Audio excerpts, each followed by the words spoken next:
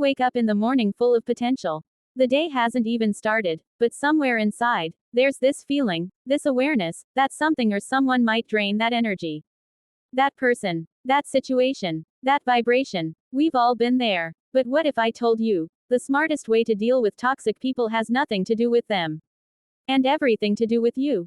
You see, when you allow another person's chaos to become your internal weather system, you're no longer living, you're reacting. And your brain, it doesn't know the difference between a toxic person standing in front of you and the one you keep replaying in your mind. So what do?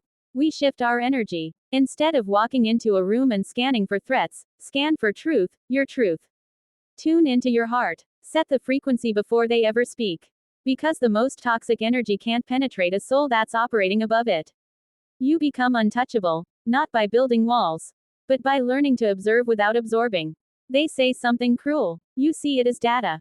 They lash out. You recognize their pain, but you don't wear it. And when your biology wants to react, because it's used to the drama, the defense, the emotional story, you reprogram the response. You breathe. You anchor into a higher emotion. You teach your nervous system that safety doesn't come from control, it comes from alignment. But maybe it hurts. Maybe that person is close to you. And that pain, it's real. Good. Use it. Pain is not your enemy. Pain is feedback. It's telling you, expand. Create a boundary. Speak a truth. Exit the cycle. Every toxic person is an invitation for you to evolve. Not to fight them, but to free yourself from the inner chains they trigger.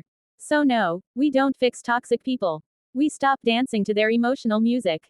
We rise. We decide. No more. And then we step into the most powerful version of ourselves, not because they changed, but because we finally did. Dash dash dash.